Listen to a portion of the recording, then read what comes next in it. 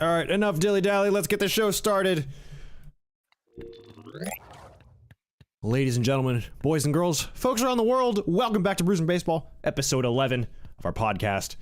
The part of the show that splits a crowd, because some people don't like to, they don't like to talk shop as much, but we figured this is a good way for us to do more while also just having more discourse with the community, you people, you beautiful people who tune into Brews and Baseball every Tuesday and Wednesday at 7 p.m. Pacific time, or into the podcast when we release it on Thursday mornings. This is our second consecutive episode. We have to take a couple weeks off between, or actually maybe just 1 week off, but we are back.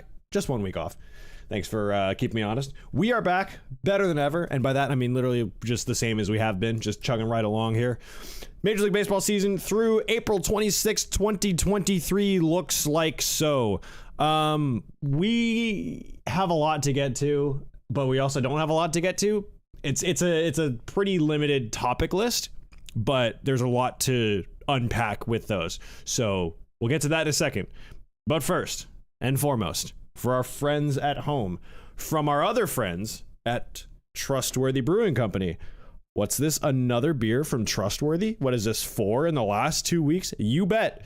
We have Trustworthy's very own Sunrise Inside. It is an apricot sour, 6.7% ABV. It's this lovely orange apricot color. And again, since we only have this one bottle, we had to ration it. We're being responsible this week. We're being good boys. We're watching how much we're drinking. We're trying to be good. Got the bestest of boys. Got some celebrating coming up. Got to be good boys. But yeah, we have a lot to get to. And there's only one way to really dive into that, is to just dive into our ratings, our first sip, and then just jump right in. Let the music take you in. I don't see a lot on these. Oh, wait. Let's do first sip first. Let me buy myself some time to think about that. So let's take a sip of this. Sunrise Inside Apricot Sour.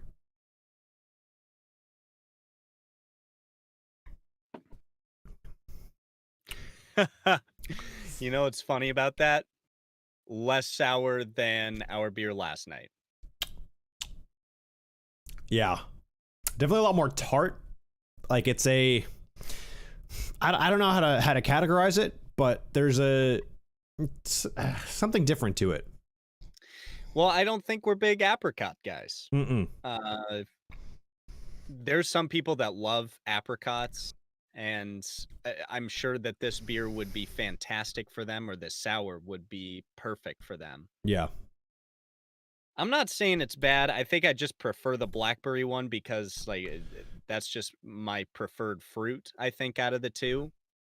But with that being said, I think the flavors are balanced. It's like I said, this one is less sour than the one last night. With that being said, to combine it with just apricot, especially for a couple of guys that don't have apricots all that much, or that don't really enjoy it. Yeah. But I think in terms of the beer and how it's put together, it's not bad. It's a solid entry.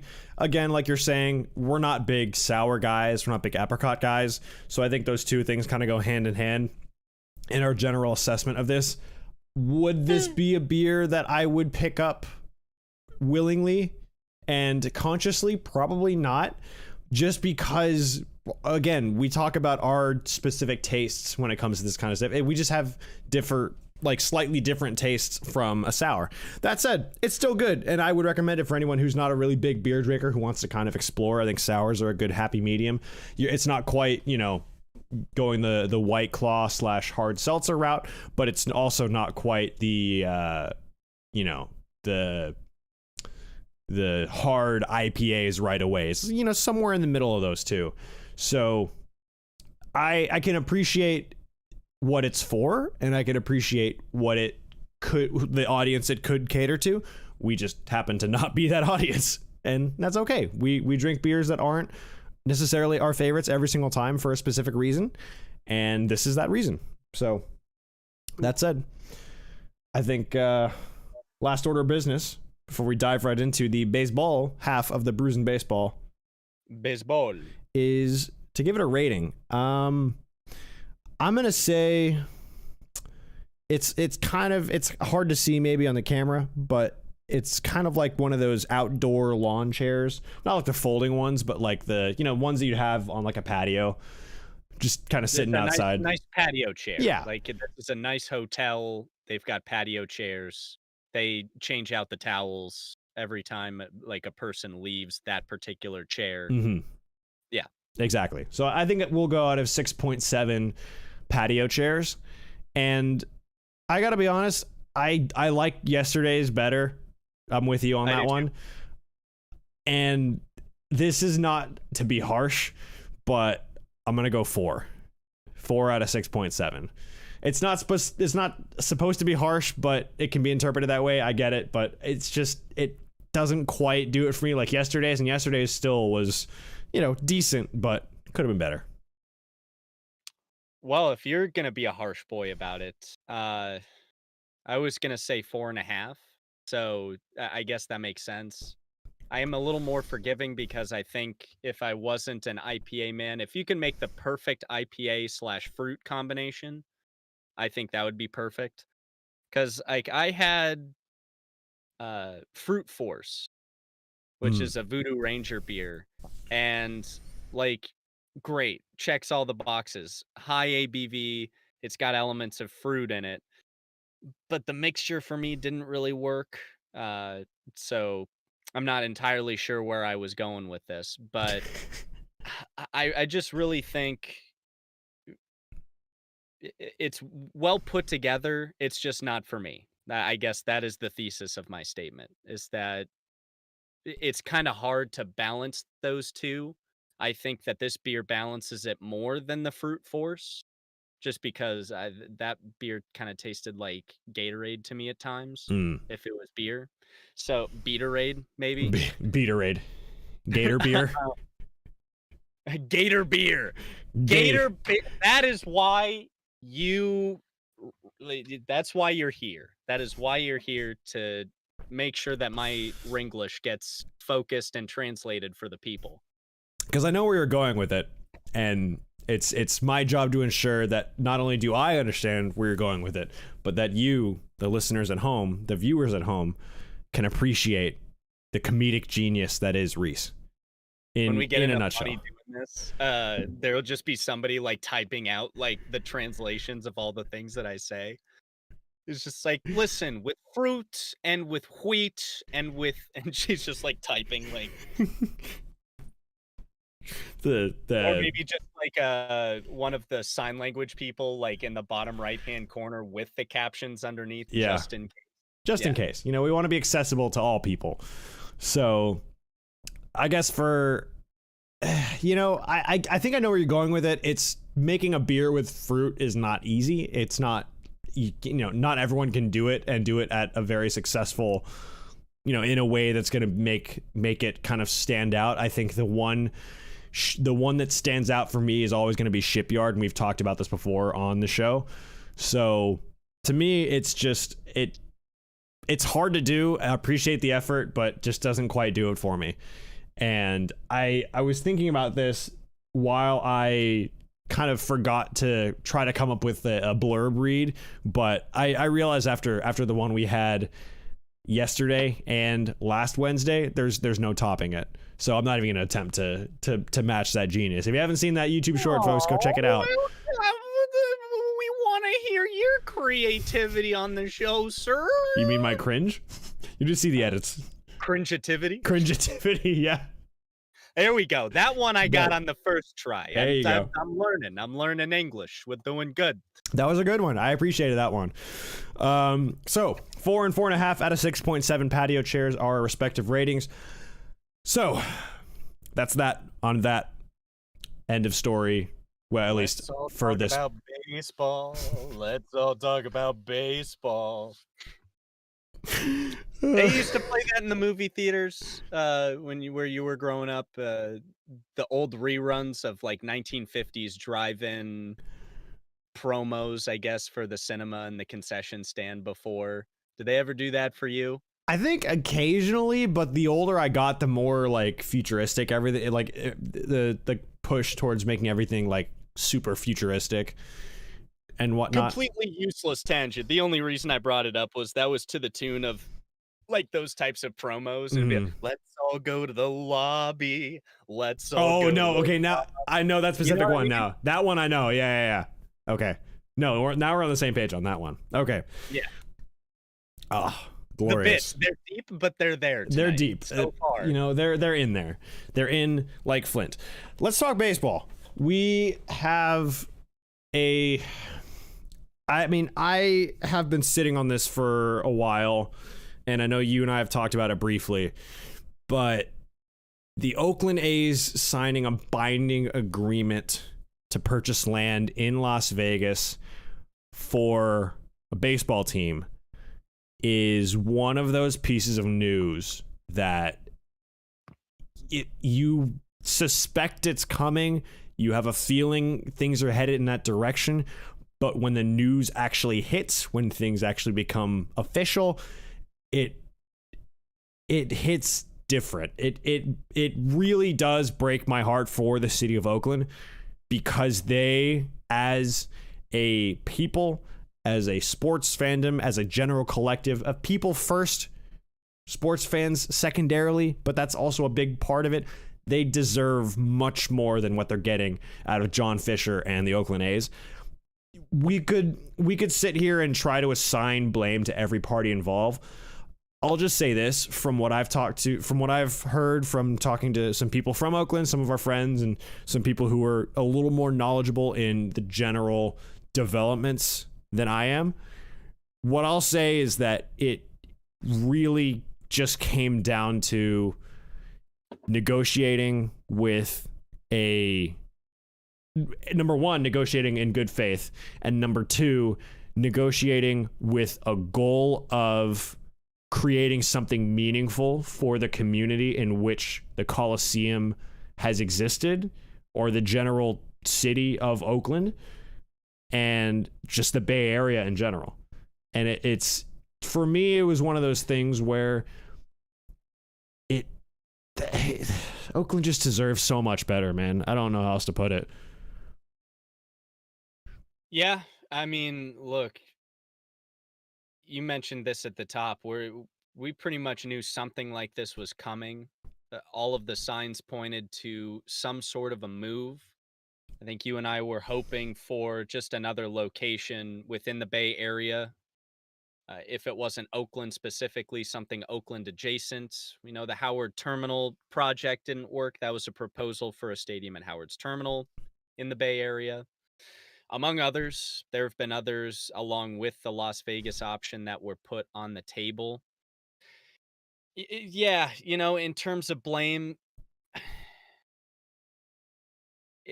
it's tough to even say the word to assign it to this particular situation, because there's so many factors that are just not only a part of the game, but just a part of the world that we live in.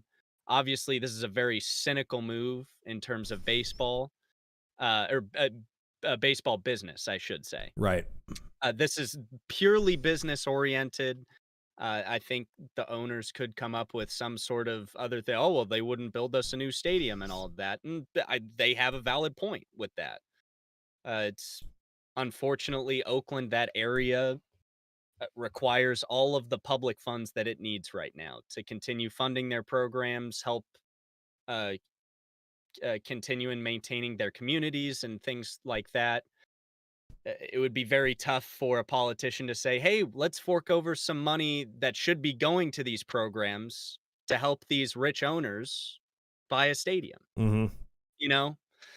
I think it's kind of similar to the CBA agreements, the collective bargaining that we recently had, and the work stoppage and what have you. I think both sides had reasonable arguments. At the end of the day, because there is kind of a lack of specific blame, I suppose you could divvy it up to all parties. Really, the only people that lose are the Oakland fans. And this kind of gives me a feeling that all small market teams are kind of threatened now.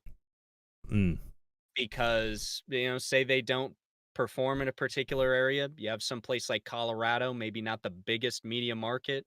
They might try to expand into Canada, might try to expand into Mexico, bring in Latin America in order to bring uh, more financial gains to the game.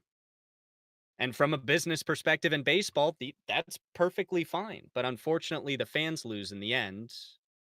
And what point is your business about pleasing your fans if you continue making these moves? So I know I threw a lot out there. It's really stream of consciousness for me right now, but all I really want to say is, boy, it's so tough. The only people that lose are the Oakland fans. You're right; they deserve so much better. I've said this on previous programs that Oakland is kind of the last of the borough teams, as I like to call it, like Brooklyn. That kind of gave a special magic to certain rivalries. If they're Subway, that kind of stuff. And the That's thing all I can do is really just inhale and exhale, and just really my heart goes out to the Oakland fans. I could ramble on for days about all the arguments from both sides. It just would be absolutely pointless because unfortunately in these situations business is going to win out. Yeah. And the part that really gets me is when people talk about basically, oh, well, the city of Oakland has lost 3 teams in the span of, what is it, like 5 years? Sorry. They've lost like 3 like 3 teams in the span of... Drop that in every time you click the mute button. And yeah. I have a bleep as well, so I could bleep that out in theory. Oh man, I needed some bleeps last night for the game episode. But yeah, that was chaos. Just pure unfiltered chaos. Excuse me. Missed the mute button on that one. What I was gonna say is, people talk about the city of Oakland having lost 3 teams in the last, 5 years. The Warriors moved across the bay to San Francisco. The Raiders, moved to Vegas as well. And it looks like the A's are headed in that direction. To me, it becomes one of those things where when people try to make the argument that the city of Oakland is to blame, it kind of forgets the idea that and I don't have an exact figure on this. This is more speculation and just what I have gathered in my years of being a sports fan and trying to stay as informed as possible as to, particularly in this case, where funding is coming from for new stadiums. Because obviously the Braves just built a fancy new stadium in, the last 7-8 years. And it kind of disrupted one of the biggest traffic patterns in the entire state. And I would argue that region. And you're thinking, okay, well, what does it bring any sort of value to that area? And I'm like, yeah, it does. It brings the Braves there, but it also puts the city of Atlanta, the city itself, at a bit of a disadvantage because I think they're partially funding. I don't know if the city's funding. I don't know exactly what the deal is, the truest, but I'm sure there's some sort of public funding involved. Maybe at the state level, less so the city level, but across the board, there's a ton of city funding that goes into sports venues. And so when you are a billionaire owner of a franchise, and when you're a billionaire, you're trying to maximize your own profit, which means maximize the money you bring in and minimize the money that goes out. So naturally, if you're an owner and you need a new stadium, you're going to ask for as much public money as possible. Unfortunately, there are other causes that need money more. So as an owner, you have one of 2 options. You have option A, spend a lot of money and kind of front a lot of the costs up front for the stadium. Option B, ask for city money. City says no. Ask for state money. State says no, etc. Take yourself somewhere else. And it looks like the A's are going with option B, which is the worst possible option for the fans. It's fine for the ownership. It's fine for the Fishers because they're going to be able to build something for probably less money than it would take to renovate the Coliseum up to the standard that is required. And in the end, it just hurts. It hurts the city of Oakland. and it hurts one of the more storied franchises in baseball, which is the last thing, regardless of how bad they've been the last couple years. It hurts baseball in general. You know how weird it's, I mean, because the other thing too, Oakland already has a AAA affiliate in Las Vegas. Like their AAA affiliate is in Las Vegas already. It's kind of weird. And I think they're going to play in their stadium until one gets built. Yeah. I think that's one of the options that's on the table, and I find that to be a little. It's a step over the line. It's like, disgusting. If I'm thinking of the correct stadium, I mean, this is would be a nice major league stadium, maybe a smaller capacity, maybe not as many luxury boxes because it is the minor leagues. But let me see if I can find this. To basically have your big brother move into your house that you are renting yourself and essentially kicks you out of your own room. It's like, no, I'm living here now. I'm living here now. It's like, no, my house. It's the worst possible feeling. And like, yes, the A's have it's their minor league affiliate. They can do what they want with it. But I mean, for the longest time in my childhood, the Braves had their minor league affiliates in the area. There's the Rome Braves, which is not in Atlanta, obviously, which is in Rome, Georgia, which is rural Georgia. And then you have the Mississippi Braves. You had the Gwinnett Stripers. You had AAA affiliates that were in the city of Atlanta or around the city of Atlanta, right?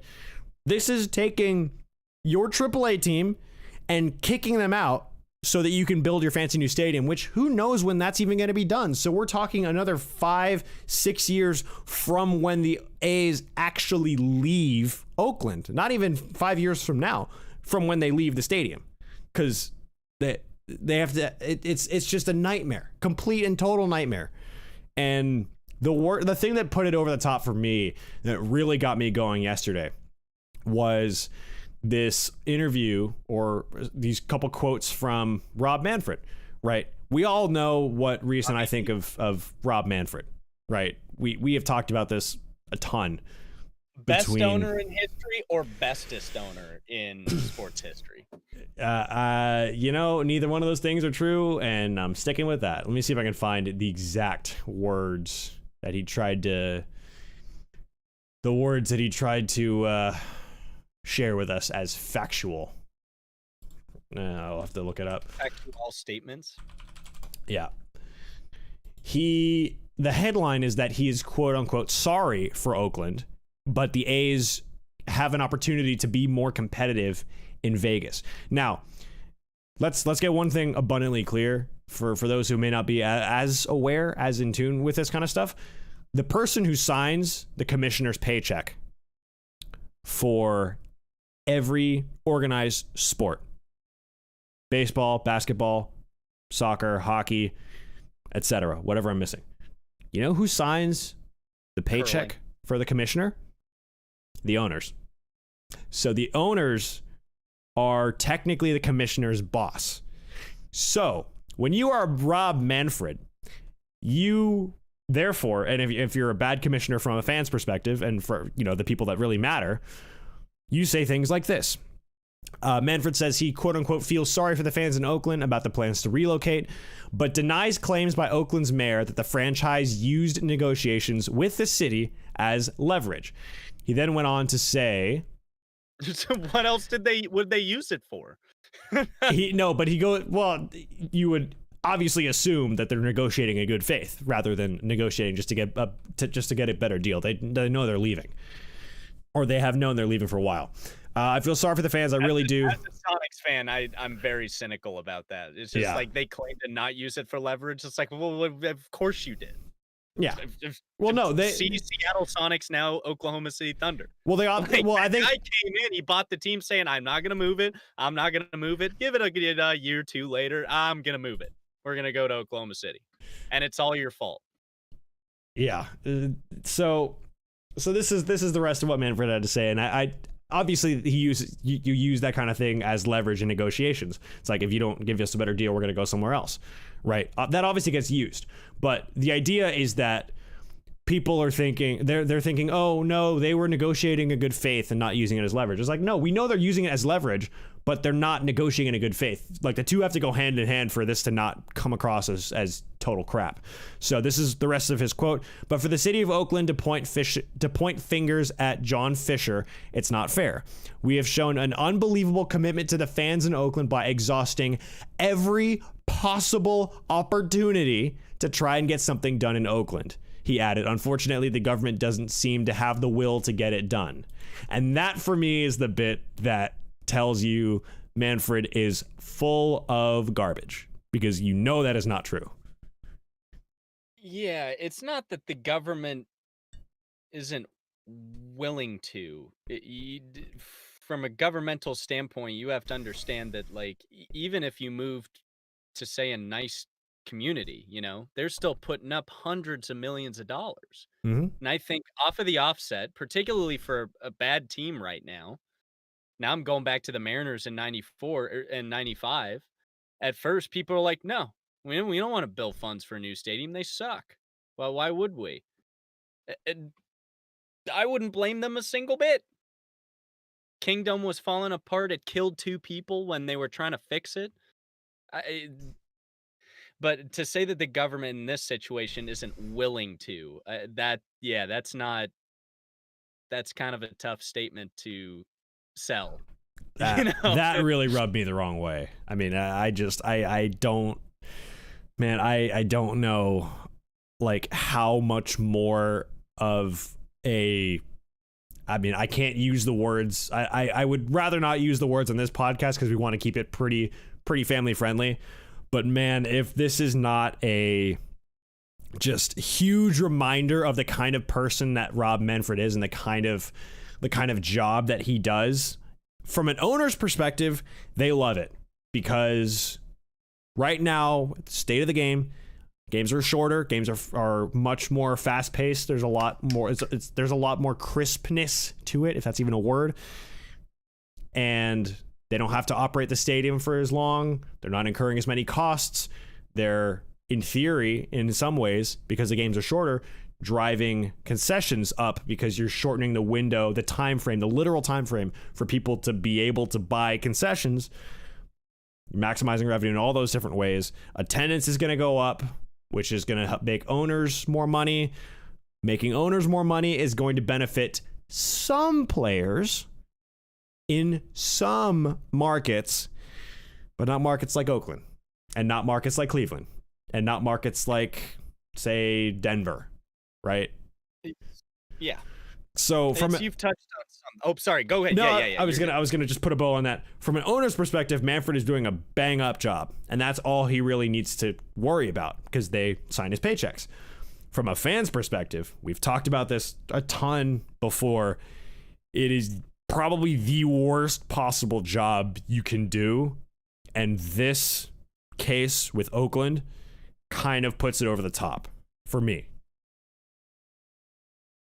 Well, and you touched on something. I kind of want to expand on it in a different way, just because there is one card that the owners and that Manfred have that I think that they're going to play in perpetuity, and it's going to be echoes of the Cincinnati owner.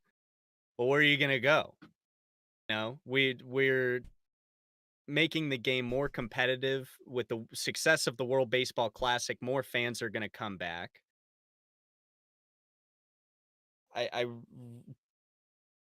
Even if something like this happens, especially if it happens to not your own team, to someone else's team, I think we're just kind of going to shrug it off, said, well, at least it's not my team. Not happen if a majority outcry of fans said, no, keep the A's in Oakland. We know what you're doing. You know that we could do a little bit better in negotiations. But unfortunately, baseball fans, they want their baseball. And that will always be a card against us and for them. So it's kind of the balance of when do people kind of speak up and speak out about this kind of stuff in order to prevent it from happening again, say to some place like Colorado where they're not doing so hot, maybe Kansas City, moving to someplace else more lucrative, Montreal, Mexico. Who knows? Speaking of which, the first games in Mexico are this weekend. The Giants and the Padres are playing at least 2 games down there, if not more. I don't know what the deal is specifically, but they're playing at least 2 games in Mexico City, which is cool it's cool for baseball, because I know when we had the London series a couple years ago, that was cool. Oh, and I'm not saying we shouldn't have teams down there. What I'm saying is we. Yeah, that was just a stray thought I had about that, but yeah. Oh. No, I'm not advocating for that yet, and even what I've read in the last couple days is that Manfred is waiting until Oakland's stadium situation gets sorted out, i.e. waiting until they move to Vegas and move into a new stadium for the idea of expansion to be kind of realistically on the table. And obviously Nashville is kind of front of mind for pretty much everyone, but it Charlotte maybe. Yeah, but it really is, and I think you and I are kind of in agreement on this one. It's bad for baseball to lose the A's, to not have the A's in Oakland, to have the A's somewhere else. Like when you take A's have moved more than any other team in their current iteration, because I mean they were Philly first, Kansas City next, Oakland, and now they're going to be Las Vegas. So I guess they're, if anything, we should have expected it for the A's, because they're the team, every couple generations or so. It's like, okay, bye, home city. We're going to make some place to make some more money. Goodbye.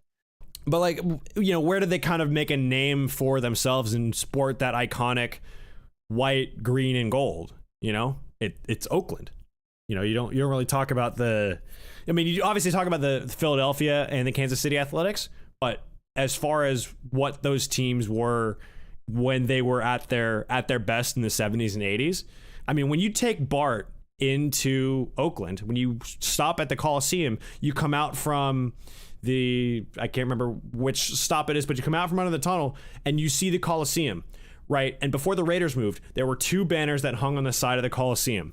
One was a Raiders black and silver banner that just said commitment to excellence. And you're like, okay, yeah, sure, I get that. But on the left, you have the Oakland banner, and the Oakland banner has 3 championships on there. It's the first thing you see on Bart when you look at the Coliseum. And we're not going to have that associated with it anymore. It's not going to be Oakland. It's just going to be Las Vegas, or the team formerly known as the Oakland A's.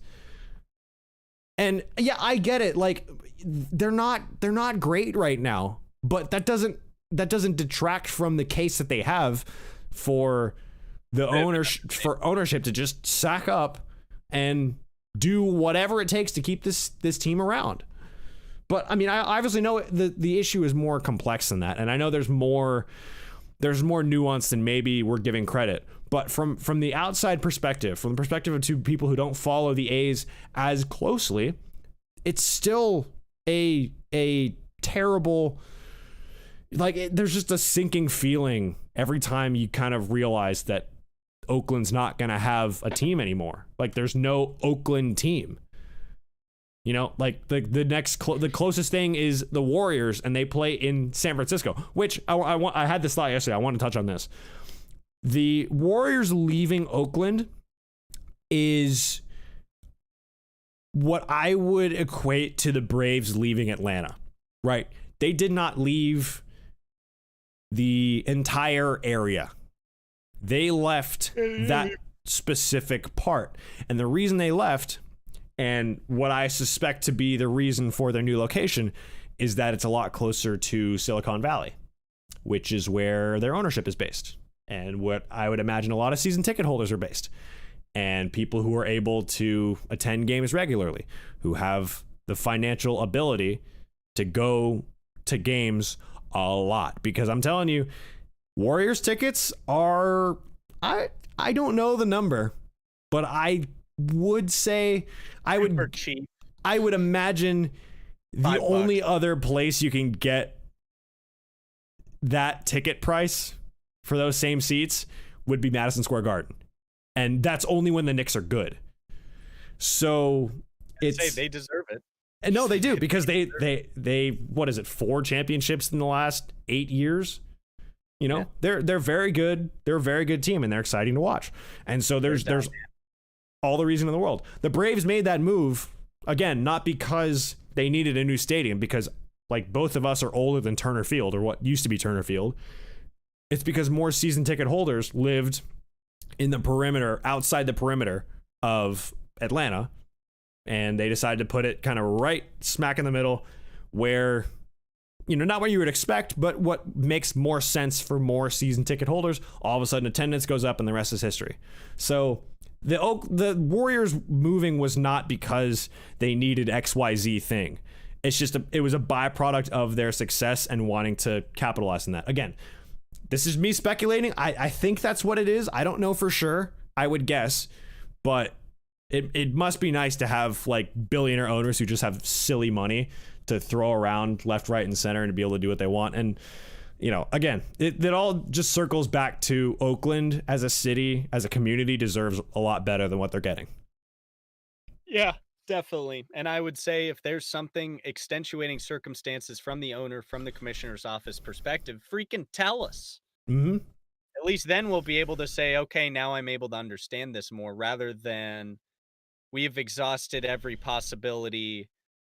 It doesn't seem that the government is willing, you know, putting it all on them. It's just like, you have to understand that what owners ask of cities and what Major League Baseball teams ask of cities is going to be hard to do. Mm-hmm. Even if you're a relatively prosperous city, like I said, hundreds of millions of dollars. Yeah. And I can't think of one city across the United States that would rather have that for something else that's way more important. Yeah. Even if it's something to blow stuff up with, they like literally, it's like if they think it's more important, chances are it is, than a professional sports team in your town. Yeah, because sports at the end of the day, it's a form of entertainment. Entertainment in economic terms is seen as a luxury more so than a necessity, and you would assume that governments would operate on they would operate under the assumption that you need, hence the term, necessities more so than you need your luxuries. That's kind of like Econ 101 for you. But it just, you know, this whole thing is a mess, and I really wish it didn't go this way. We kind of figured it was coming, but man, it sucks for the city. It sucks for Oakland fans. I know they talked about this on Baseball is Dead, and Dallas Braden had a moment where he was, you know, he was an A. Yeah, and he was overcome with emotion trying to figure out how to put it into words.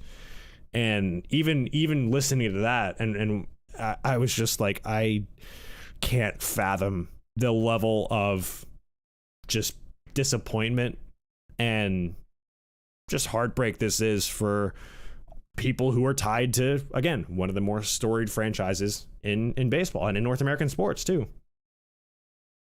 Yeah. But well, we'll have to see, and I'm curious to see what research they came up with other than the finances, saying that Las Vegas would be a good idea. I'm talking about in terms of how many fans would be interested. Did they take a season ticket poll or something like that? Mm-hmm. My feeling is, too, that those pro teams are mainly going to be there not for the locals, but for the transplants who come in there. If they gamble, it's like, oh, might as well see an A's game. The Mariners are in town. They didn't want to travel to Oakland anymore. They wanted to fly even farther to Las Vegas. Yep. So, yeah, it's, I mean, one of our good friends is a big baseball guy from Las Vegas, but, you know, obviously they don't have a team. So he grew up a Phillies fan, you know, through his family. His dad, I think, is from Pennsylvania. So big Phillies fan, makes sense. But Vegas does not have a storied sporting history, which, you know, you could argue that there's reason for one, and you could argue that based on the size of the market and the amount of just sheer revenue that Vegas brings in every single year, that they have a big enough market and a big enough demand for it, but not at the expense of another team. Do they deserve a team? Maybe, but do they deserve someone else's team? No, I don't think so. If you were to expand the team to 32 teams, I would say one to Vegas and one to Nashville. Mm-hmm. Exactly. One in the West, one in the East. And if you were to do it again, It's one to Portland, one to Montreal, maybe, or Charlotte. Because especially with the way that the dynamic of the game, it's faster. I mean, and I'm sure they want to create as many playoff opportunities without it being ridiculous, because playoff revenue is more than the regular season. So, Yep. Yeah. So there's a lot of layers to this. There's a lot of nuance, and we try to talk about as much as we can, but without having a full idea of it, it's kind of hard for us to really give that big picture update. But that's our perspective on it. There's a lot of moving pieces and a lot of emotion and a lot of just, I wish this had gone differently from both of us, I think, and from a lot of people in baseball. Well, I think the thesis of it is very clear. The fans lost. Yep. That's it. Any other arguments are more speculative, I think. And they are, because if anything, we are the experts in three things: beer, baseball, and English. Heart goes out to him. I have similar things, more so for the Oakland A's leaving than maybe other teams leaving their spot since the Sonics left. Yeah. In my personal opinion, I love the Coliseum. I love it. I love how terrible it is. Do you think Fenway is cream of the crop all the time? Well, it is in some parts because they renovate it and all that. But in terms of, like, there are seats that are just blocked by stuff. There's railings in the middle of seat rows. Yeah, it's one of the last that they're trying to revitalize. And like I know I've said this on previous, if not with you, on previous Brews and Baseball gaming stuff. I know I've said, it's like, look, one of the main reasons why I love the Kingdome is I didn't have it for very long, but when I did, I remembered it. I remembered how it smelled. I remember, like, it smelled of pee and firework fumes, because they used to light those fireworks up after each home run over a turf field. Yeah. Which, like in retrospect, did we think this through, really? And like, it was concrete. It was ugly, but it was beautiful in our own way. It was a piece of crap, but it was our piece of crap. And when I went to the Oakland Coliseum both times, I felt similar things. Sure, it's not the best stadium. My seat was definitely broken. Sure, I don't care. I was there watching baseball. And there's a certain element of fun and then character to a stadium like that, rather than some of these new, and I know that I'm a guy that's stuck in the 50s when it comes to baseball, but it's like, no, but you know what that is, though? That's the real fans' take, is that you don't care about the cushy amenities, XYZ things. You care about going to a ball game and watching dudes try to hit fastballs and breaking balls and try to run around the bases that are placed in some arbitrary position, an arbitrary amount of feet away, and it's baseball for the sake of baseball. And there's nothing that's more gratifying than having that experience. So I think we got to get to a game before they leave. No matter, at some point before the end of 2024, when their lease is up, when they're out. So and I will happily requisite A's gear to wear for that last little bit. I know I'm a Mariners fan, but like, that's just the respect that I can give to the people of Oakland. It's tough. I will gladly ditch the Matt Olson jersey and the Ronald Acuna jersey for a big ol' slab of a Matt Olson A's jersey. wrong player. A big old slab of green and gold. Well, maybe we'll throw it back, get a dual Matt Olson, Matt Chapman kind of type deal going. But the Matt brothers. Yeah, the brothers Matt. But it's just they deserve better. I know we've said that ad nauseum, but they deserve better. Speaking of franchise, I'd say before we move on to the other one, I think it's just a brief moment of silence in memoriam of the Oakland Athletics. Agreed.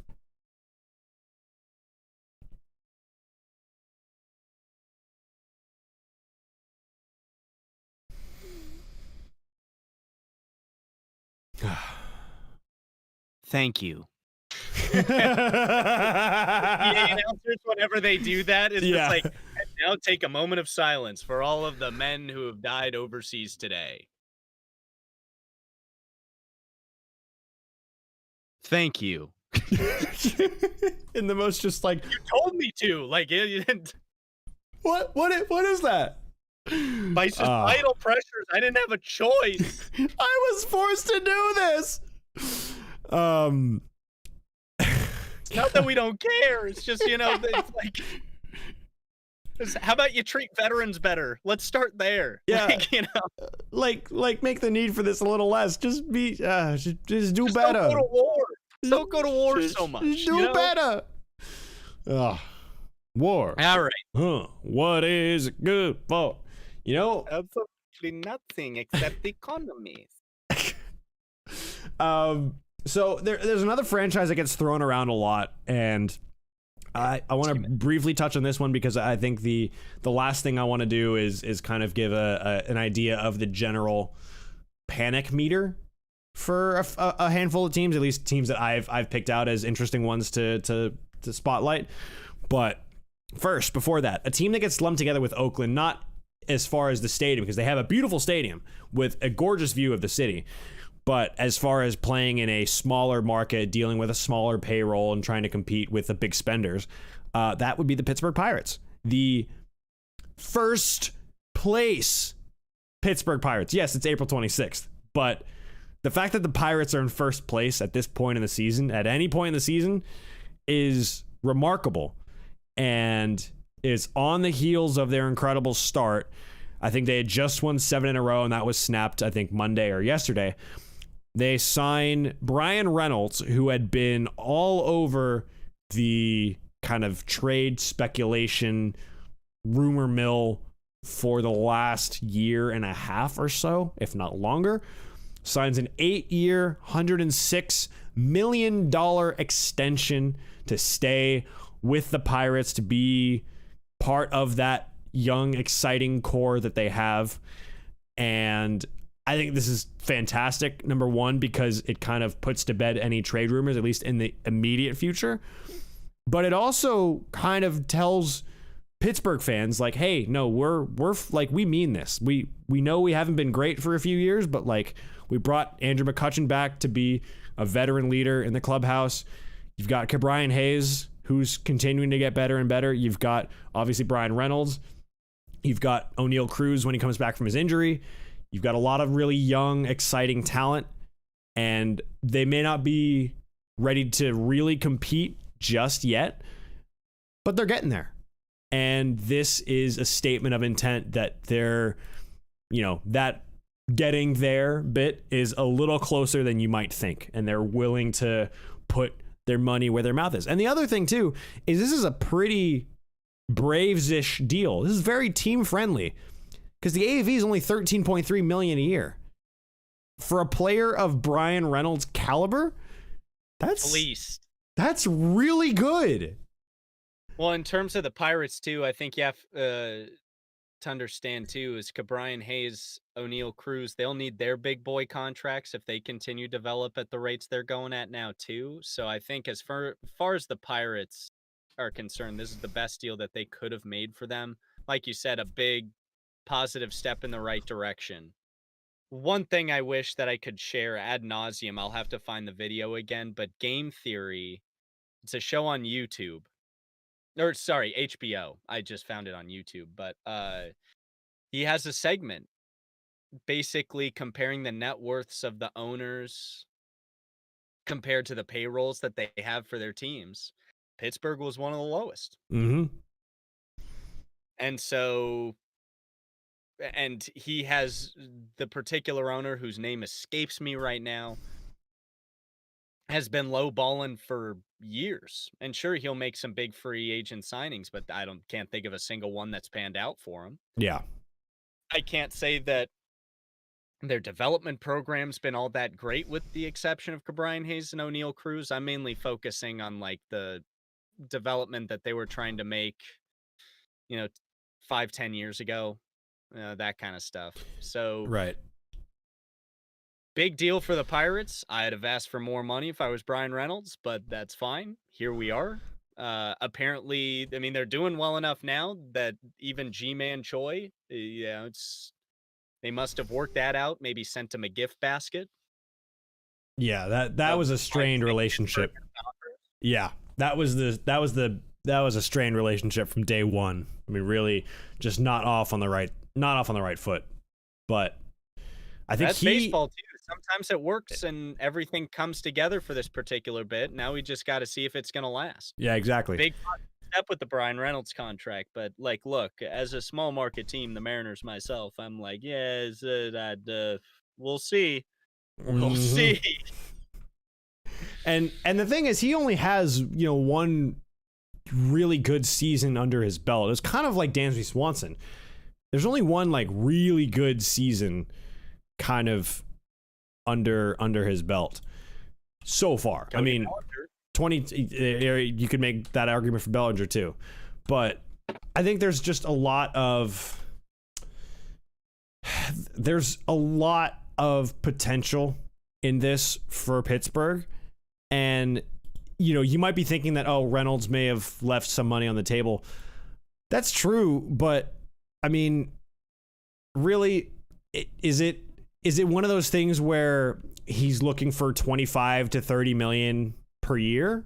I would say no, but I'm not going to say, that, I guess, escapes him. So, yeah. I did a bit of research into this because I was very curious. When I looked at the AAV of about 13.3 million a year for the next 8 years, I was thinking, well, that sounds kind of low, and I want to see what other sorts of players are making that kind of money these days. And so it's just one of those things that's like, okay, let me take a bit of a deep dive into this one. And lo and behold, folks, here are some of the names that, per Spot Track, which has a bunch of contract data across basically all North American sports on salaries. So players in the neighborhood of Brian Reynolds, as far as money, you have Carlos Carrasco, you have Jameson, now batting, Edwin Encarnacion. What a great bit that was. Formerly Guardians, formerly Indians bit from when Carrasco was with them. Carrasco. Is he a Mets guy? Is he a Mets guy now? He is. I think he has one more year at the Mets. Yeah. I could be mistaken. Jameson Taillon, who recently signed with the Cubs. Dansby Swanson was on that list, but I think his AAV is slightly different, but I think there's some deferred money in there, so he's only actually making, I think, $15 million this year. Eduardo Rodriguez, Jose Ramirez, Max Muncy, Tyler Anderson, and Julio Urias. Now, if you put all those players together, you're talking, 1, 2, 3, 4 pitchers, right? 5 pitchers, but you're in the ballpark of Jose Ramirez, who signed intentionally a team-friendly deal, Max Muncy, and 6 pitchers in there. Wait, no, I can't count. 5 pitchers. I can't count. But Jose Ramirez and Max Muncy are the 2 position player comps from that similar AAV level. I mean, if you're talking about compared to Muncy and Jose Ramirez, I mean, you're talking about 3 guys who left money on the table, but it's bang for your buck for sure. Yeah. I mean, when you read those names out, I think Brian Reynolds is on the same tier as these guys, so the deal might make a little bit more sense. But yeah, like still fleecing, I think. Yeah. Particularly with some other contracts that players have gotten. So It's like, yeah. Yeah. And obviously, the obvious rabbit hole to go down is XYZ player, or are XYZ players being overpaid or underpaid relative to what their market value actually is, namely Dansby Swanson. He's the one who gets thrown around there the most, mainly by me. But it's... And no one else. And nobody else. And nobody else. And it's just one of those, you could spend hours talking about it, but at the end of the day, if you're Pittsburgh, you're getting a great player. at what you would consider probably a discounted rate given what he's produced and what he's capable of. You're also gambling a little bit because it's a long-term deal with someone who doesn't have kind of a proven track record. I mean, I think at the time Jose Ramirez signed his extension, he had already been, top 10 in MVP voting a couple times and in the conversation for, one of the best third basemen in baseball. Really flies under the radar because flies under the radar because he plays in a smaller market. So, it's a promising sign for a team that is, I think they will be it's one for the future, and they're coming a little sooner than expected. Maybe we'll see. Who knows? I'm thinking that they've got to peter out here pretty soon. But hey, if they win the Central for NL, fine. If they're a playoff team this year, I mean, that puts to bed any speculation that we may have had. Yeah. U-Tree will be very, very confused by these developments. Well, and because one of the things I think we were talking about in the season preview was teams that are missing, an impact bat or a pitcher to really come in high leverage situations out of the bullpen. And you're looking at Reynolds and David Bednar because you're thinking Brian Hayes, he signed an extension before last season, and O'Neal Cruz is untouchable. So you're thinking, okay, well, those two guys are probably going to be available if Pittsburgh is not great, and they've started well this year. Reynolds signs an extension. You'd got to imagine they want to keep a hold of Bednar if they can. So it puts to bed a lot of speculation about Pittsburgh, which is exciting for them because they're not going to be, assuming they don't just completely nosedive, but assuming they regress to the mean a little bit, but not to the rate that we would necessarily expect, it maybe changes them from sellers to kind of, sellers for the right price, but also simultaneously buyers at the trade deadline. And that changes the complexion, I think, a ton of just the general landscape because it's like these two guys who are probably going to be available at the deadline, not anymore. And that's just what winning does sometimes. It kind of takes care of everything else. And we'll see it in the midway point of the season. If they're still leading the division, they might lock those guys down for a little bit. And exactly. I would be there for it. And if it does happen that way, I can almost guarantee that they will somehow, at least 3 or 4 of them will forget how to play baseball. Yeah. At least. And then the Pirates will just be like, well, I tried. We try again. It's like, oh, we gave it a shot. Andrew McCutcheon is gone. Here you go. So, Pittsburgh. That's keep an eye on that one. Yeah. Pittsburgh. All right. Last little piece of business on the show. This is something that I floated by you yesterday, but I think it'd be fun to do because I did a little bit of digging today and kind of looked into some specifics to back up what my thoughts are for these. So we talked about in our season preview a few teams that we kind of spotlighted as teams to watch this year, teams we think will make runs in October, or kind of established teams that may be stumbling a bit from where they have been in previous years. And I want to start with none other, of course, than the Seattle Mariners. Before we get started, can you have your bleep ready to go? Because I can sing the title for you if you want me to. I don't know. I don't know if it bleeps you out. It might just bleep me out. But I can drop your audio in post anyway. On a scale from 1 to 10, my friend, you're...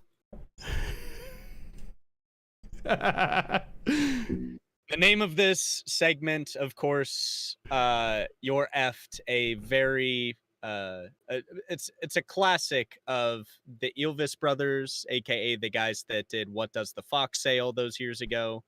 I know many of you don't remember them, but they're fantastic to me because they're Norwegian. But yes, the first team item in this segment of the show. Yeah. Please take it away. So the segment basically goes like this. We have a few teams. We gave them a scale a rating from 1 to 10, a consistent scale this time. I know we don't usually do that, but we're giving it a consistent scale from 1 to 10, based on the song, of course. How much reason for panic is there for each one of these teams? And we're going to start with the Mariners, because I think there's a lot of nuance here. There's a lot of, I want to hear your perspective, because I have obviously a lot of notes on mine. But as someone who is really high on the Mariners going into this season, I want to know from, at least that was from my perspective, I want to know from you what you're seeing from the Mariners. Where would you put your level of panic or just concern at this point? So 10 would be most. 10 would be just. One would be least. Just take one would be least. 10 would be getting the biggest red flag you can, getting a flagpole the size of like the ones they have over the Capitol building or wherever they have it, just a giant flagpole, and just running with that thing around and waving the biggest red flag you can. I think you nailed it on the head. I'd say about a 3, because you have to understand, we're used to failure. And even if we make big signings, we just know that, some things just don't work out. We're pretty close to 500. I think we might be a couple of games under 500. So that's like far better than I'm usually accustomed to. Usually we have a losing record and we're in the basement pretty quickly. But watching the guys play, Jared Kelenic, he's finally coming out. Good for him. I've been kind of waiting. I have ripped many a calendars waiting for his opportunity to shine. And the pieces around us are doing good. It's just a matter of the careless mistakes sometimes. And obviously there are a couple of points here on your notes that I can let you bring up. But in terms of my perspective, no, I'm not too worried yet. The bats are still working. Castillo is a menace, an absolute steal from the Reds. Like highway robbery. I haven't seen something this bad since we stole everything from all the Indians, man. My favorite Charles Barkley quote, because it was so out of pocket. I was like, whoa. Oh, but TNT, Chuck? I mean, but strangely enough, that doesn't seem out of pocket even for, I mean, it's out of pocket, yes, but for what Chuck has said in his time as an analyst, it's and I can let you bring up the other. I'll bring up one of them so you can bring up the bad people and just rub it in my face. But I had doubts about Teo at first, but he's picking it up a little bit. And he's starting to hit some clutch home runs, had 2 home runs in one game that were big. Just adjusting to a new city, and I'm sure you'll get into it with Colton Wong as well. Do you want me to just talk briefly about the person? You can drop the stats, obviously. I mean, I want to get your perspective on it. Drop as many names and or stats as you want. What I've thrown in our kind of rundown is just supplemental information, but just give me your perspective on why it's a 3 out of 10. I would say everybody is performing as expected, maybe except for Colton Wong. I know Robbie Ray is out, but honestly, I'm okay with that. If it was Castillo, then I would say 7, because that he, as far as I'm concerned, is like when he goes out on the mound, I'm thinking we've got at least 6 with him. And he's only given up 1 or 2 runs. There might be one time where he gives up 4 or 5. We all have our off days, but he has been rock solid so far. If it was him, I would be very concerned. Robbie Ray, kind of inconsistent. A great pitcher, obviously, has great stuff, but it's kind of on and off. So I'm okay with that, and we keep Gilbert and Kirby. Kind of young guys, but keep them going, and we just have to keep our offense going. JP Crawford has been putting the bat on the ball. Sam Haggerty has come through with some stuff. I mean, look, all of the pieces are going. Colton Wong is really the only one that is kind of still needs to adjust here a little bit. But I'm not concerned yet. I have lived through some dark times. I have lived through some dark times. So, and I'm trying to think of anything else that's really, and Matt Brash has been a little bit iffy, but it's Mariners. Like, this is honestly like above what I expect on a yearly basis from them. Yeah. So we're doing okay. So you mentioned Matt Brash, however, has given up all hope. I mean, and has done for at least 5 years now. I mean, I feel like he's seen some things that I would wish upon no fan of any baseball team pretty consistently. And it's hard to, like, when you're so disillusioned for so long, it's hard to maintain any faith when things are starting to look a little less bleak. But there's a reason. No, go ahead. When you start watching the games on an 8-inch black and white TV just so the pain hurts less, that's when you know. That's when you know. And he's in the kitchen, he's working on stuff. I asked what the score is. Yeah, you don't want to know. See, if I ever asked my dad that, my dad has been a lifelong Cleveland Browns fan, he would always say the score is too much to not enough. Regardless of whatever the game is, even if it's tied. Just classic dad joke in there. But you brought up Matt Brash going back to the Mariners, and I want to bring up, I'll go backwards actually with some of the stuff that you mentioned, because Matt Brash to me has always been a really interesting he's been a really interesting pitcher, person to analyze, because you watch him pitch and you see the electric fastball, and you see the crazy movement on the slider, slurve, sweeper, whatever you want to call it. I don't know if it's a sweeper or a slider. Exactly. The thing that comes out of his hand that moves straight down and to the left. You watch it come out of his hand, and you're thinking, how does this guy ever allow a hit? And then you watch him pitch, and you see what happens, and you're just like, this is bad. Because let me show you, let me bring up some numbers for you, because I was curious. No, you're gonna be very surprised at this. I was curious about this too, because I still can't for the life of me figure out why he has a 5.91 ERA this year in 13 appearances, right? So, because here are the underlying metrics. Here are the underlying ones that give you a lot of reason to be like, this is gonna even out at some point. His K per 9 rate is 18.56.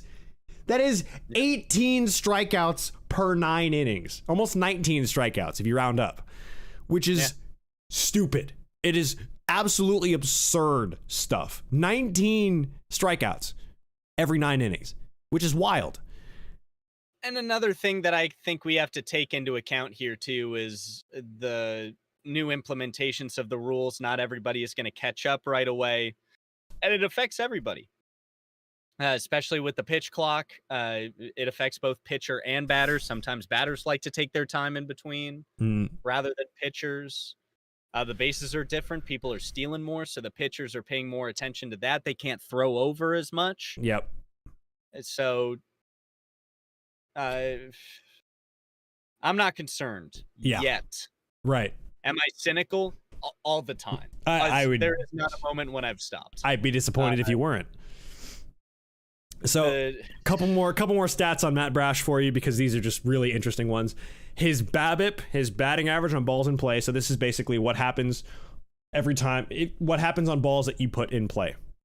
What's your batting average? This is against him. His BABIP against is 5.65. That is the definition of will regress to the mean, as in that is not going to sustain forever. Just ask the New York Mets how that went against the Braves. It is not by any means sustainable. It's not, and that will regress to the mean, especially when you factor in the strikeouts. Like, again, 18 point. It's early in the season, yes, in 13 games, but 18.56 is a lot of strikeouts per 9 innings. And I know he's kind of in this weird like hybrid reliever role. They're not sure if they're going to start him or, long term start him or have him come out of the bullpen. It's kind of like a it's iffy on Matt Brash. And then the last metric that I'll throw at you. So I mentioned his ERA of 5.91.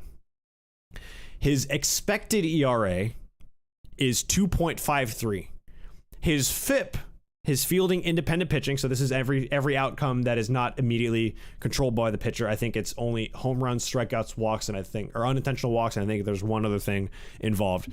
Basically, it's like ERA without defense getting involved, is 1.17.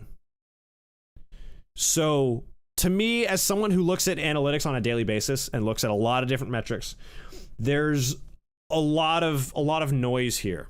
But when it comes, okay, sorry, I had to get that out. Really, when it comes down to it, Homer Simpson at college. I mean, you're not wrong. Just when it comes down to it, this is not sustainable against him. It is going to even out. The stuff is there. It plays. It is going to play. There's not going to be this sort of disparity between his ERA and his FIP for the whole season. He had a pretty big disparity between ERA and FIP last season of close to 1 whole run. And sometimes that's to be expected, but that's huge, right? And that tends to regress to the mean. Like that, things like that, and the 565 BABIP is not sustainable. So that's good news for Seattle and for Matt Brash, because if he becomes an impact piece out of the bullpen, it shortens the game. And with the pitching staff, Castillo, and Logan Gilbert, George Kirby, 1, 2, 3 right there, that's pretty solid. Ain't bad. That's pretty solid. And it makes the return of guys like Munoz much more impactful. And then, of course, next year when Robbie Ray comes back. So there's this is one of the reasons I'm high on the Mariners, or at least was really high on the Mariners coming into the season. And I'm still optimistic for Seattle, because I think of any team, they deserve it. I don't know if I say it the most, but they deserve it a ton. Yeah. And then the couple other things I would agree. Yeah. A couple other things I want to spotlight, and I wanted to use this to not grill you, but also kind of rib you a little bit. Oh, no beer. That's the one downside of doing just one of these between the two of us is, not as much, but strongly going downstairs for the last half an hour and just getting a supplemental one just to take the edge off, curb my anxiety about the Mariners. Quite possibly achieving once again. I'll give you two more little nuggets on the Mariners. I have been on this since opening day, and you have been disappointed with this man's performance so far. My faith in him has not wavered, and it is starting to show very slowly. It is Teoscar Hernandez. I looked at his Fangraphs and his Baseball Savant page. The signs are there. It's not just he's making strides in the right direction. The average exit velocity, 74th percentile. Hard hit percentage, 77th percentile. Barrel rate, 86th percentile. 73rd percentile in outs above average. So he's playing really good defense.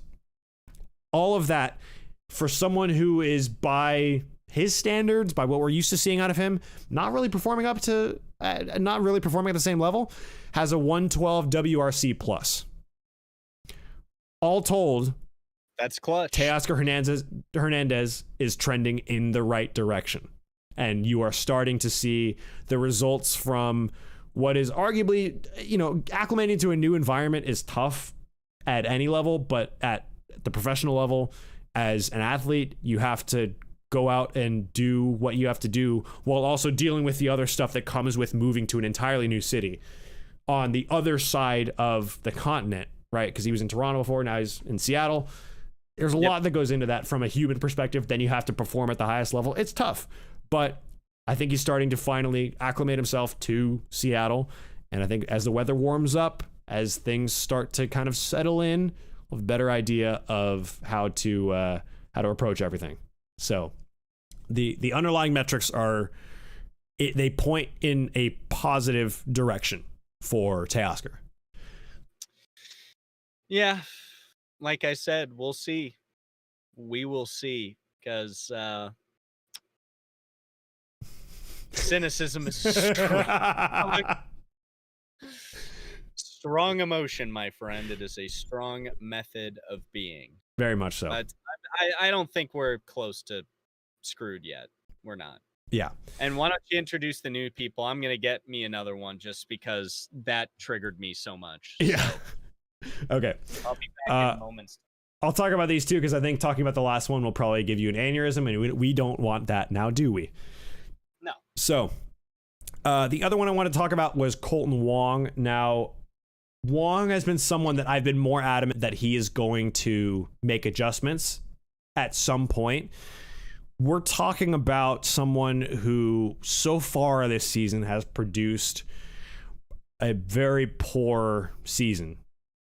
He's bottom of the league in WRC plus, very low expected WOBA and WOBA, weighted on base average, and a negative 0.4 wins above replacement. So he is worse than the average replacement player for his position. That's one metric, but it takes into consideration, value and how much value can you assign to one individual player. Now, silver lining for Colton Wong. Here are some things that I think look really promising. First and foremost, the whiff percentage is 88th percentile. So there's not a ton of swing and miss in his bat, and he may be striking out a good bit, but there's not a ton, and his K rate is also slightly above average. He's not in that kind of, the place you don't want to be on Baseball Savant, which is in the blue. You want to have red figures, and he's slightly above average in whiff percentage, in K rate, and chase percentage, and 88th percentile in whiff percentage. So not a ton of swing and miss, which is a good sign. To me, that just says it's going to take a little bit of time for him to get used to it. But I think as the weather starts to get warmer in Seattle, that's a big deal for someone from Hawaii, getting used to the cold and rain and just the weather that is the Northwest. That takes some getting used to. My parents live up there, and every time I go there in a time that's not the summer, it takes a day or two to get used to that. Now imagine having to play Major League Baseball games on a nightly basis at the highest level while having to deal with that like we're talking about. So between him and Teoscar, there's a bit of acclimating that needs to get done, but they're going to make those adjustments. They're too good not to. It's going to happen at some point. I promise you all that. The last little bit, the reason I would give this a 3 and not a 1 or a 2 for the Mariners as far as panic rate is Chris Flexen, because Robbie Ray, of course, being out for the season with a flexor tendon injury, having to have surgery that will end his season. He's effectively taking Robbie Ray's spot in the rotation. Now, we've talked about maybe Matt Brash being able to move into the rotation, but as of now, Flexen's been the one who's taken that spot, and he has not been good. The ERA is high, the FIP is high, the WAR is negative. Not a lot of reason for the same optimism with maybe Hernandez and even to some extent Colton Wong. So if I'm a Mariners fan and I have to see Chris Flexen get the ball every fifth day, there's a little bit of concern as far as, is this going to be able to sustain long term? That said, Jerry DiPoto's not afraid to make a deal, and if push comes to shove and they need to make a deal, he's going to make a deal. And I don't think there's I don't think there's any issue with that, with a team that has reasonably high aspirations given where they've been the last couple seasons. So I just walked the people through the Colton Wong bit that I had. Yeah, and it's tough. I just hope he turns it around. That's all I ask. Yeah, and I have a feeling I have a feeling it's coming. Right. We haven't reached 30 games yet. We have 162. Exactly. Yeah, the calendar still says April, so no real cause for concern yet. One team that we really highlighted, unless you have any final thoughts on the Mariners. Nope. Just to save my PTSD, let's keep moving. One team we really highlighted early on as this team is going to be legit, especially based on Trey Turner's performance at the World Baseball Classic, is the Philadelphia Phillies. And they have not lived up to that so far this season. They have been not so good, at least in the win-loss column. Let me throw some numbers at you all really quickly on the Philadelphia Phillies.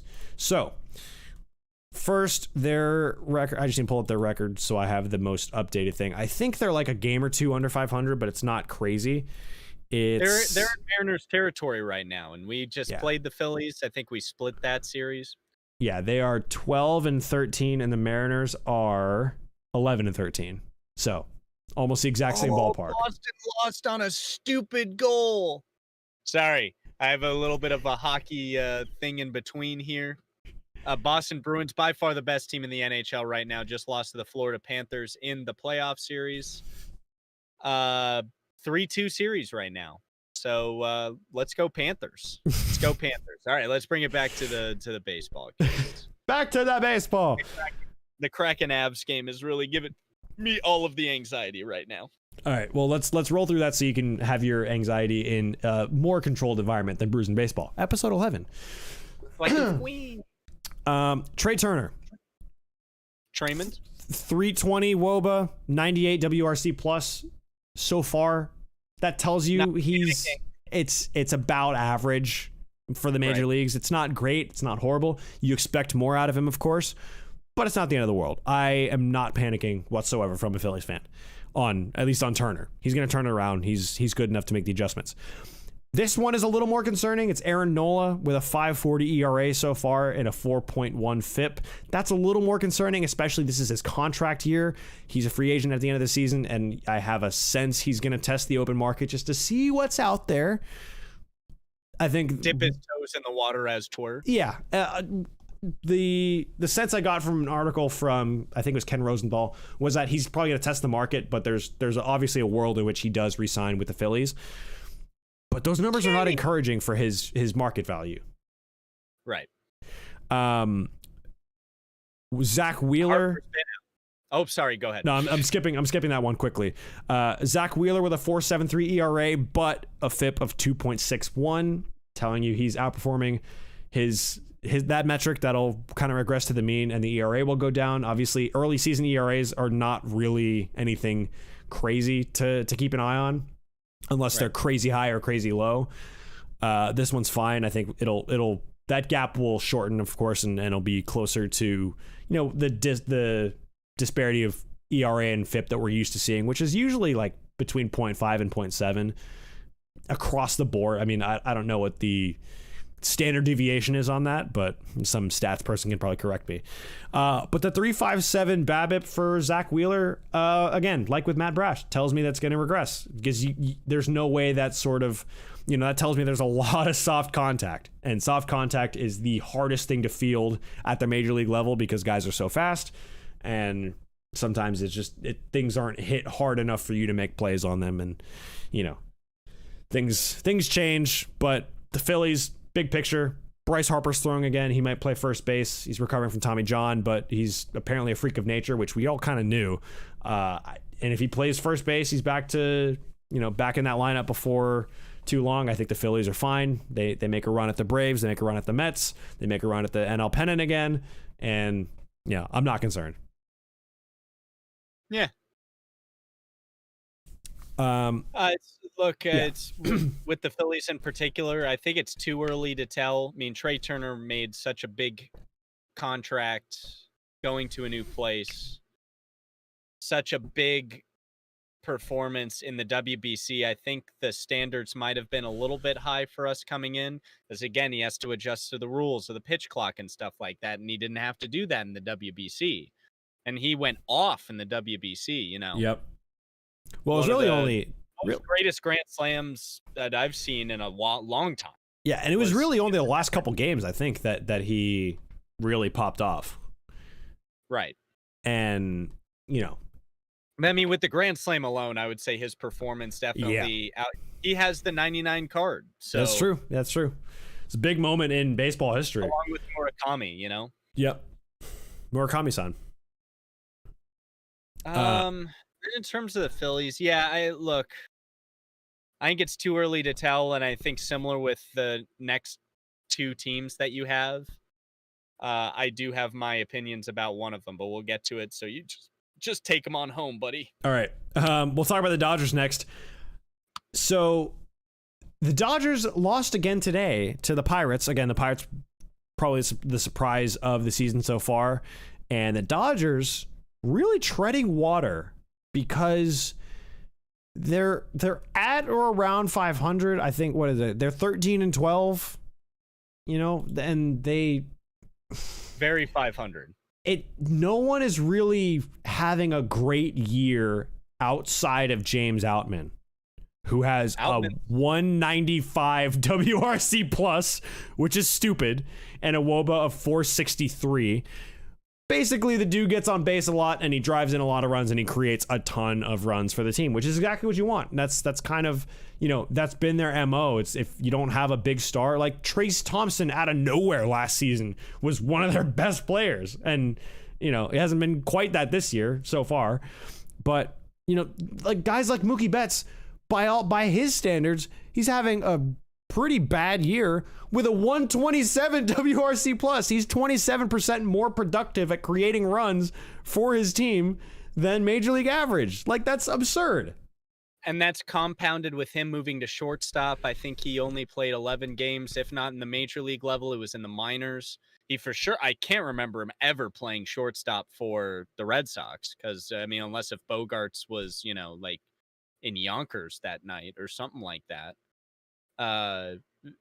But it's it's kind of the same thing with the Mariners. I'm not scared yet. I think I'm even less scared. I almost put the Dodgers at a 1, if I'm honest with you, just because they know what they're doing down there. They know the payroll, and I know I might be harsh on Dave Roberts, but that's just because I'm a cynical bastard. But but it's just like the fact that Mookie Betts is performing, sure, it's not as great as normal, but the fact that he's performing at kind of a similar level while moving to a new position, I'm not saying he's performing horribly like Matt Kemp in Coors Field center field. You know what I mean? Yeah. Not that. And I think that's going to help out a lot. And also his versatility and at the level that he plays with his versatility might be a huge thing for the Dodgers coming down the line. Yeah. Say they make deals or something like that in order to bolster the holes that are going right now. Freeman, he's okay. He's not blowing the cover off the ball, but he's still hitting the ball well. I think the last time I checked, his average was at least 280 something. It's in the it's in the 280s.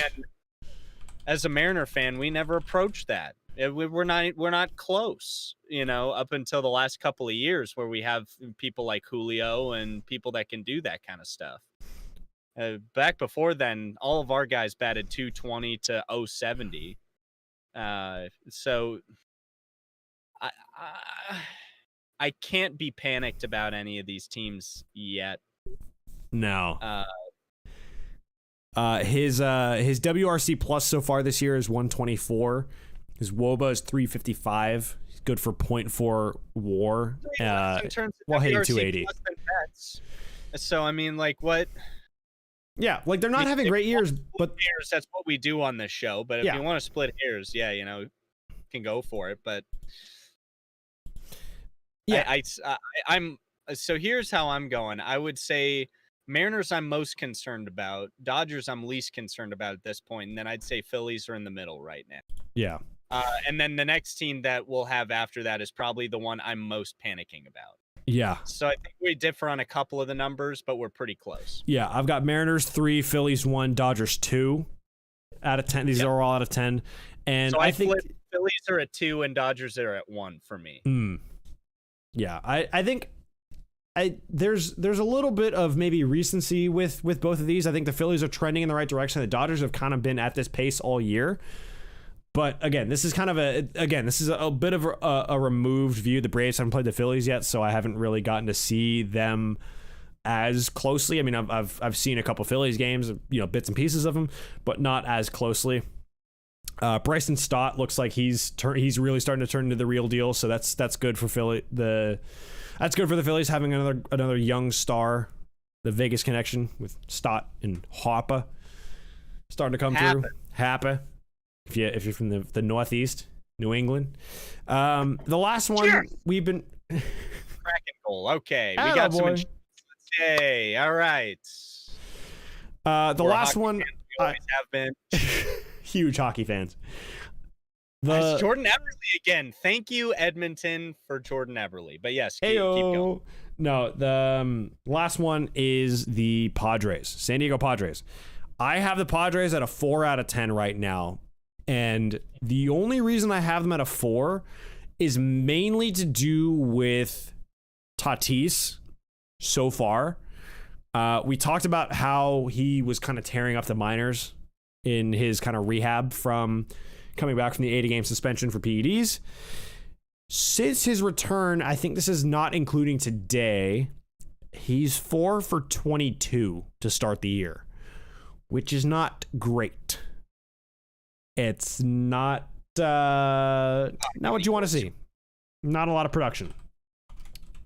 So, well, look, it's always tough coming back from that, not only from the perspective of playing, but also with the implications in the baseball community. Tonight, when he was playing, there was a chant, he's on steroids, clap, clap, clap, clap, clap. And he was dancing to it. And I was like, good for you, man. I could not be upset with that. There could be players that would take that in and their production would decline drastically. And say what you want about PEDs. I've definitely been softer on that as the years have gone on, and I realize the plight of a Major League Baseball player, and especially in the crap situation that they have to succeed in. Yep. But I think he's handling it in the appropriate way. I'm hoping that he gets his swing back here and he becomes the guy that people wanted him to be in MLB The Show 21, the cover guy, Yeah. And I think he embodies more of the swag that I enjoy in baseball than Jazz. Obviously, the PEDs don't make it easier for me to say this, but if you compare both of those 2 years and then you have Shohei in the middle, who's more of a dignitary. I'm not saying he's like professorial and deadpan by any means. He lets his play speak for itself more than some of the theatrics. And that's no judgment on the theatrics. Babe Ruth is when he would be hitting home runs, he'd wave his cap around the bases, and he'd like yell at the pitchers, yell at the bench, yell at the fans if he was playing in a so yep. When people said it's like, oh, you can't show up a pitcher, it's like, oh, clearly you don't know baseball in all of its facets. Yeah. I still need to send you the scene from Ty Cobb. So not De Niro. Tommy Lee Jones played Ty Cobb in a film in 94. I thought it was fantastic. It was based off of the biographies written by Al Stump. He was one of the last guys to interview him. And he would talk about playing, and there's one segment of him playing dead ball era baseball. People would throw stuff on the field at him. He'd be in right field. He'd be just peppered with trash and bottles and all this kind of stuff, and so I see that kind of attitude in Tatis, not as negative and antagonistic, but it's kind of like, okay, you hate me, so what? And I'm like, there you go. Good for you. Yeah. And I think because of that attitude, I'm hopeful for his turnaround. Because that means his head is in the right place, I think. It's like, I'm going to play for me. I don't have to play for you. And I think these were opposing fans too, so it's not even, that doesn't even apply. But the other guy, though, I am a little bit concerned about. And I can let you talk about that first. Yeah. No, you hit on a good point there, and this clip has obviously gone viral from last night where Tatis was getting heckled in right field for his steroid use, and he was, or whenever it was, he's just kind of dancing, just dancing in the outfield, having a good time, and trying to play baseball, trying to have fun with the game. It's a game at the end of the day. He's trying to have fun with it, and I think that's the right attitude to have for him because he's, he obviously now has this reputation of being like he broke his wrist in a motorcycle accident, then he got hurt again doing something stupid, and then he got suspended, and then a lot of former teammates, I guess, started turning on him. Clevenger was one specifically, and there was just a lot of crap. How young is he? Yeah, he's 20. He's got to be no older than 24. I'm pretty sure he's like 24. He's a kid, He's 24 years old. I think you're allowed to make certain mistakes. Obviously, crashing the motorcycle, not a great idea. Yeah. It's like I'm going back to the Raiders. I think it was their first round draft pick that got into multiple motorcycle accidents and broke his wrist, and then he broke his leg. That's dumb. Yeah. But if he gets into a motorcycle accident, okay, yeah, stupid. Don't do that again. Ooh, okay, the PED stuff is we gotta be more careful with that next time. I think now he'll figure it out Yeah. and he'll be ready to go because he's young. I think he can make some mistakes. Obviously, these are not good mistakes to make, but Right. I think you're allowed to, as a young player, especially in the light that he is in. I mean, Shohei is about our age, he's Right. kind of a little bit more mature by generic standards, you know what I mean? And he already has that sort of dignitary personality. He's very focused on the game and he loves to play the game and he doesn't need any of that other stuff. Right. But Tatis, people like Jazz, and this is no judgment, by the way. It's just they're the guys that, and it's like me. If it wasn't, playing in a league in softball that I have to pay for, I'd be dancing and doing all that stuff all the time too. Mm-hmm. Right. Especially if people are chirping at me, I'd give them a little bit of the business too. Yeah. Without turning around because I'd be fined for something. Yeah. Right. Did I tell this story on this show or any iteration of Brews and Baseball where I was getting heckled when I was pitching and then turned around and took the other pitcher deep the next time up? No. Oh, that was fantastic. So we were shorthanded, and I basically just told the story. But we were shorthanded, and I had to pitch for a little bit. So I went out there, and I'd never pitched in softball before. I pitched in softball. I thought you were talking about baseball. No, not baseball, not baseball. I'd never hit a home run in baseball. I came close like 3 times, but all of them ended up being triples.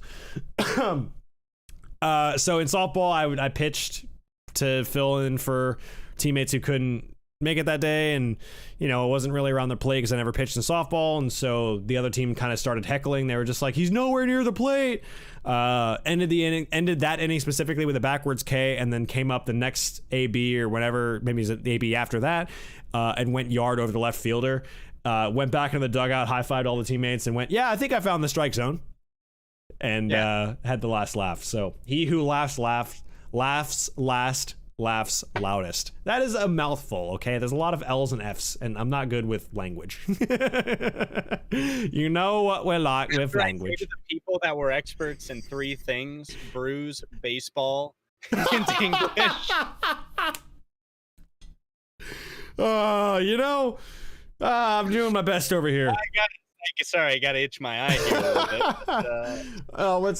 Sorry. I gotta take care of something. Allergy season really kicking in here.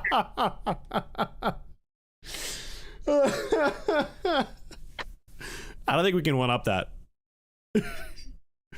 I don't think we can. But last little note on the last team, the Padres. I'm giving them a 4 out of 10. Because it's not just Tatis, too. Manny Machado is also struggling. I'll pull up his fan graphs in a second. But Juan Soto has really struggled to start the year. And I say that it almost has 2 meanings to it, because he's hitting 188. That's his batting average, right? 188. But his WRC plus is 105. So he's still above Major League average at creating runs when he's hitting under the Mendoza line. So really, it's a question of, can Juan Soto be the Juan Soto that we expect him to be? If he can't, then he's not going to be a $400 million player like we suspect him to be. So yep. He's got to get going. And I have Manny Machado's fan graphs right now. Manny Machado's WRC plus so far this year is 48. That is not good. His WAR negative 0.3, also not good. Hitting 213, or slash line 213, 250, and 277. It's not good. This is Machado, yeah. With an OPS of 527. Not great. Yeah, like I will say Manny is a little bit older than the other guys, so that's where I might cut him some slack a little bit. But yeah, what a horrible regression that would be. Yeah. As if he was entering what I call the Richie Sexson phase, where he forgets not only how to hit, but how to field, and really just how to exist. I should probably call it the Chris Davis era. That's probably closer. Yeah, the two former Orioles. I cried for all Orioles fans when that happened because there was nothing to point to how sharp that regression would actually be. But when it happened, it was like, he cannot field, he cannot hit, he cannot walk. Like, it's like, what can he do? Strike out. Oh, cool. all the time, or hard ground balls or pop outs or what have you. There's 62 games without a hit, I think. Was that the record? I can't remember what it was. Or was it without a hit or consecutive games with a strikeout? Whatever it was Wasn't good.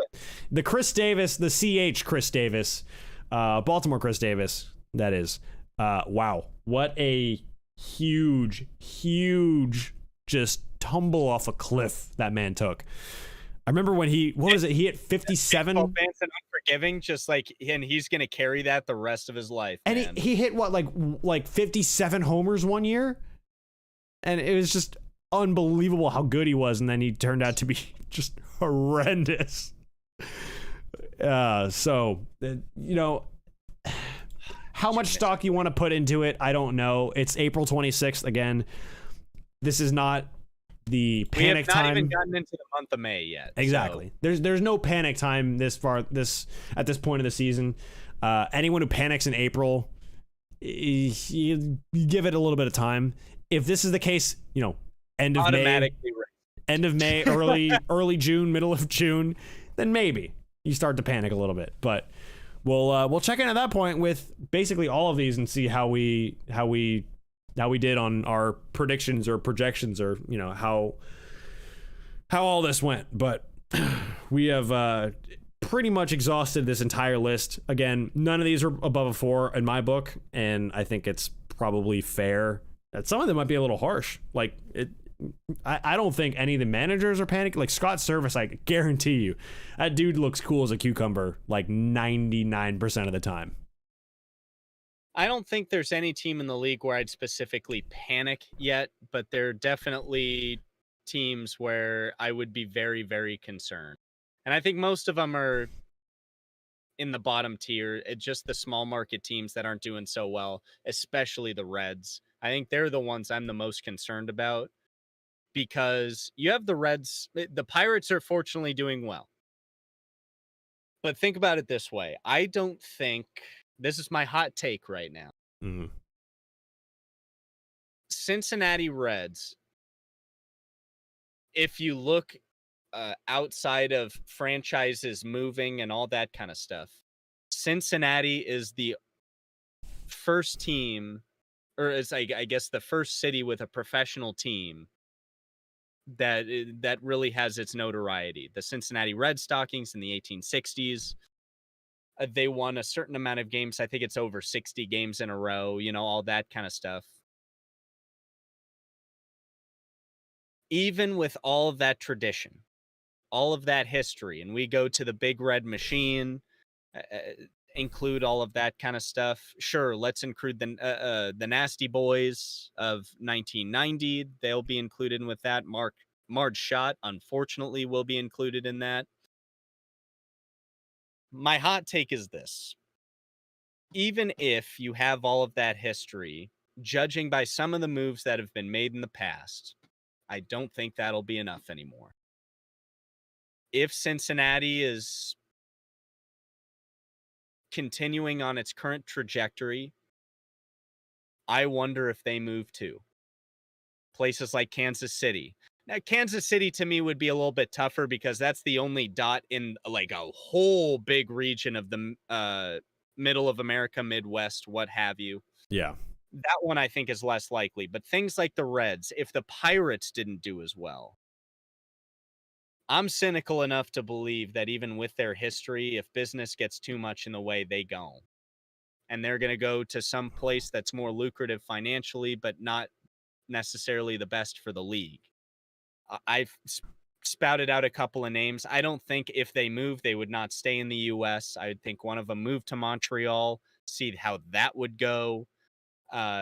Someplace in Mexico or in the maybe Puerto Rico. That San Juan has always been in discussions for that. But yeah, that thought just occurred to me, and it really scared me. So I shared it with everybody else in hoping that it just doesn't come true. Yeah. Because it the would A's be a nightmare. moving to Las Vegas is not a great sight. No. And with how globalized the game is becoming, and with how the NFL is trying to put a team in London or Mexico or what have you, and that to me just seems crazy to put it. I would understand if England took on their own professional American football league.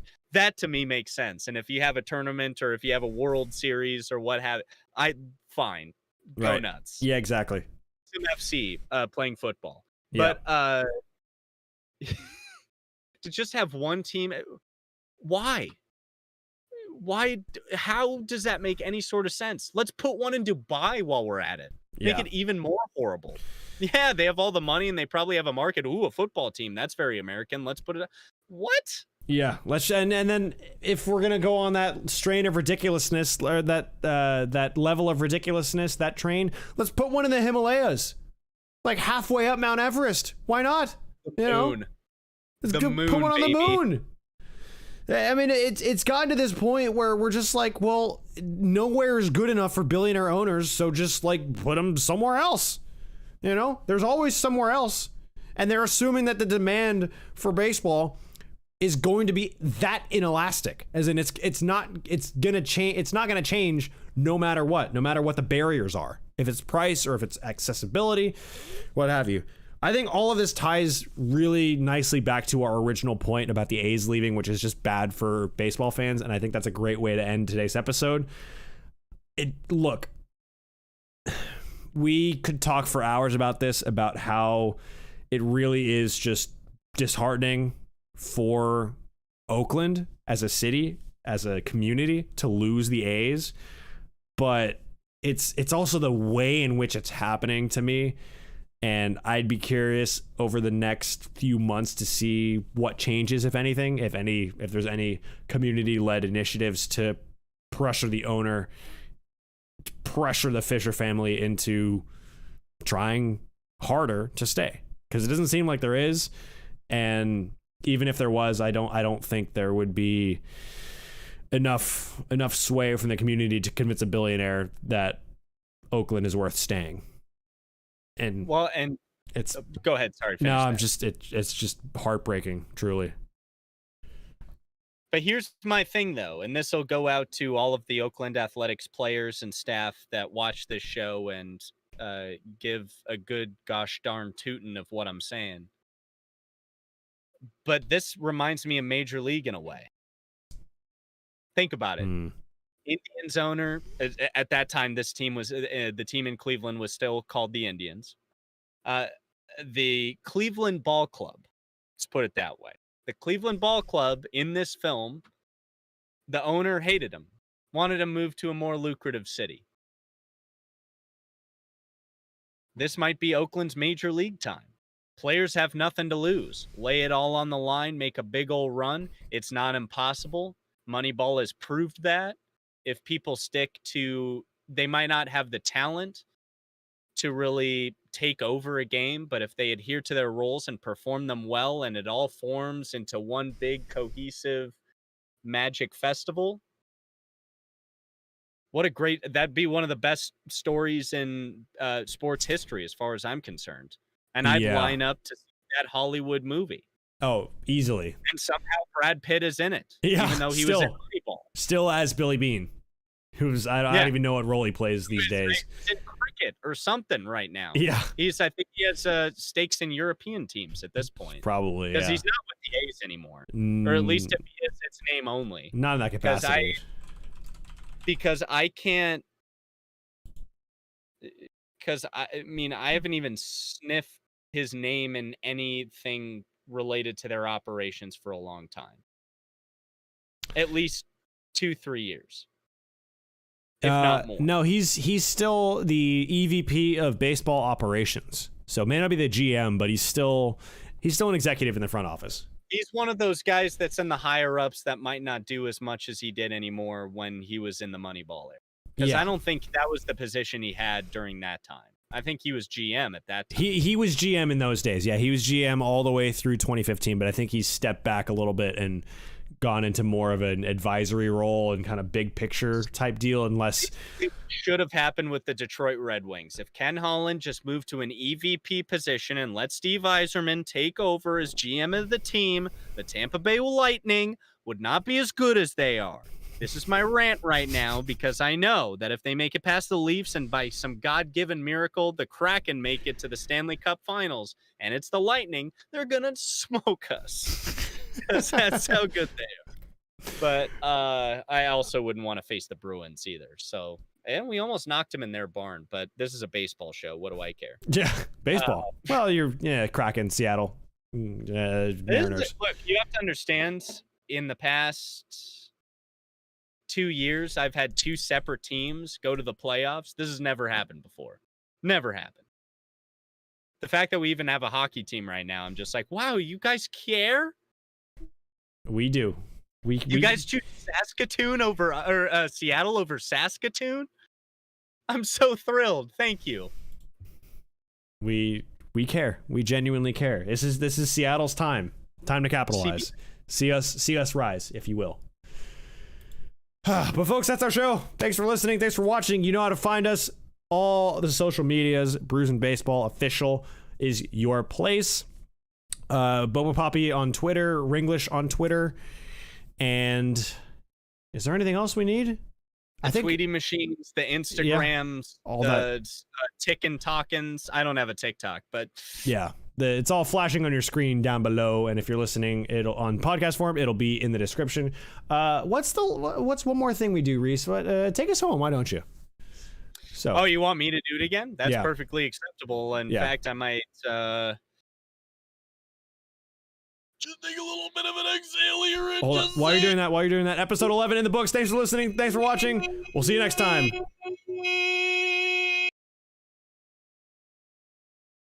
No.